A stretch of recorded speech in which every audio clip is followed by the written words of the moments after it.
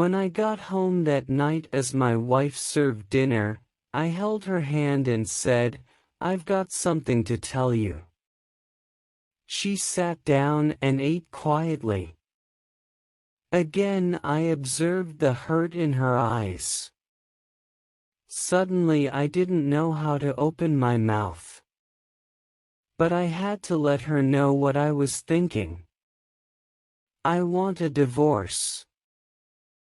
I raised the topic calmly. She didn't seem to be annoyed by my words. Instead she asked me softly, "Why?" I avoided her question. This made her angry.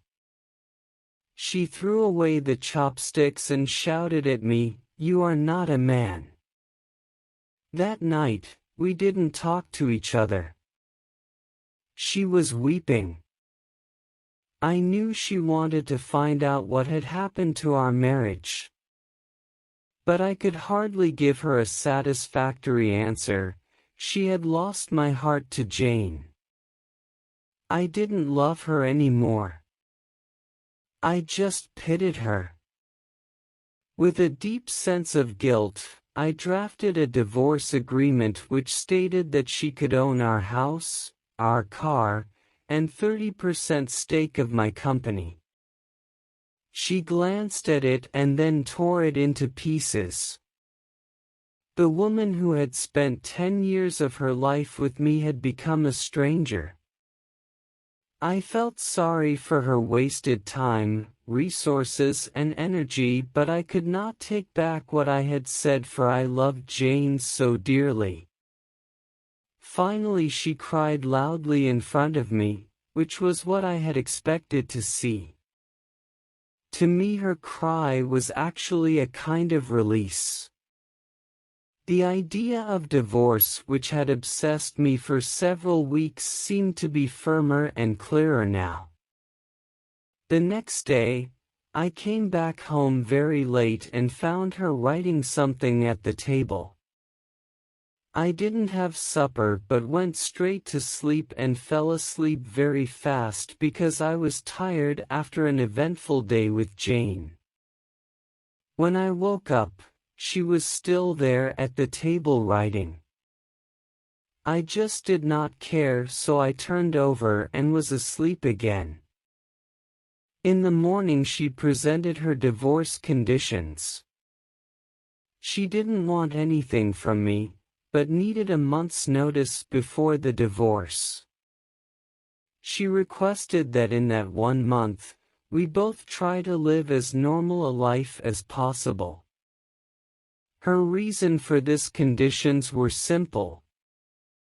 Our son had his exams in a month's time and she didn't want to disrupt him with our broken marriage. This was agreeable to me. But she had something more. She asked me to recall how I had carried her into our bridal room on our wedding day. She requested that every day for the month's duration I carry her out of our bedroom to the front door every morning. I thought she was going crazy. Just to make our last days together bearable, I accepted her odd request. I told Jane about my wife's divorce conditions. She laughed loudly and thought it was absurd. No matter what tricks she applies, she has to face the divorce, she said scornfully. My wife and I hadn't had any body contact since my divorce intention was explicitly expressed. So when I carried her out on the first day, we both appeared clumsy. Our son clapped behind us. "Daddy is holding Mommy in his arms." His words brought me a sense of pain. From the bedroom to the sitting room, then to the door, I walked over 10 meters with her in my arms. She closed her eyes and said softly, "Don't tell our son about the divorce." I nodded, feeling somewhat upset. I put her down outside the door. She went to wait for the bus to work. I drove alone to the office. On the second day, both of us acted much more easily. She leaned on my chest. I could smell the fragrance of her blouse. I realized that I hadn't looked at this woman carefully for a long time. I realized she was not young anymore. There were fine wrinkles on her face, her hair was graying.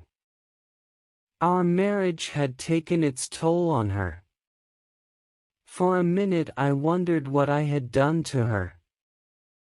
On the fourth day, when I lifted her up, I felt a sense of intimacy returning. This was the woman who had given 10 years of her life to me. On the fifth and sixth day, I realized that our sense of intimacy was growing again. I didn't tell Jane about this.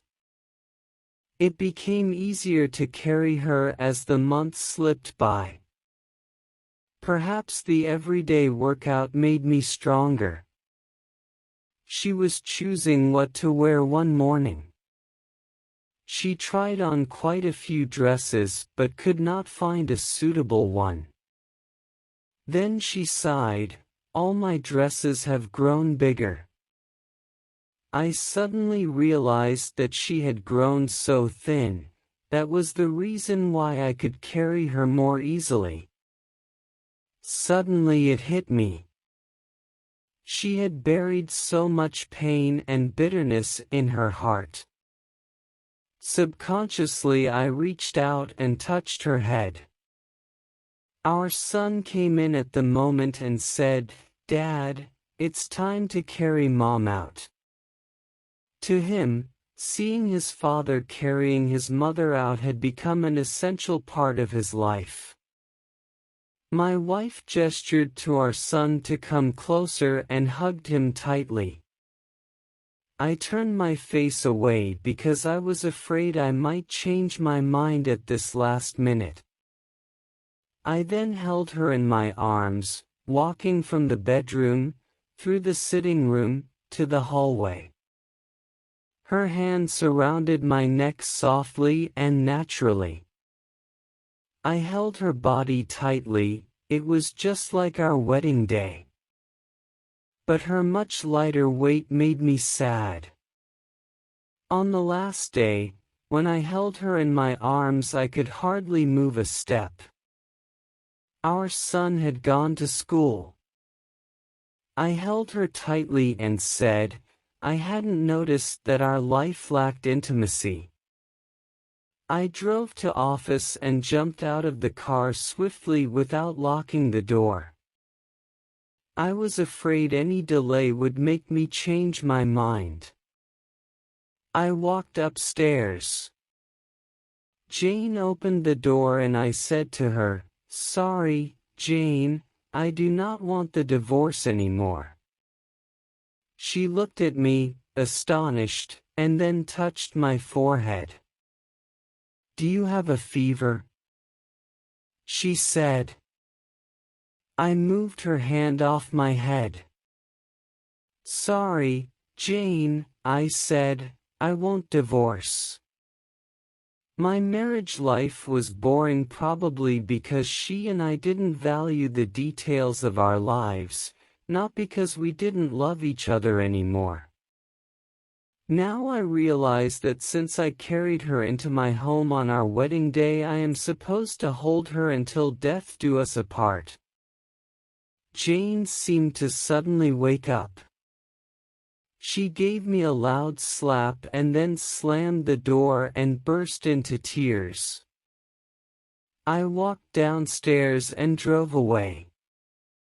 At the floral shop on the way, I ordered a bouquet of flowers for my wife. The salesgirl asked me what to write on the card. I smiled and wrote, "I'll carry you out every morning until death do us apart." That evening I arrived home, flowers in my hands, a smile on my face. I run upstairs, only to find my wife in the bed, dead. My wife had been fighting cancer for months and I was so busy with Jane to even notice. She knew that she would die soon and she wanted to save me from the whatever negative reaction from our son, in case we pushed through with the divorce. At least, in the eyes of our son, I'm a loving husband. The small details of your lives are what really matter in a relationship. So find time to be your spouse's friend and do those little things for each other. If you like the story, then like and share the video, and if you are new to the channel, then subscribe. Your own channel, Diary of Stories. Thanks for support.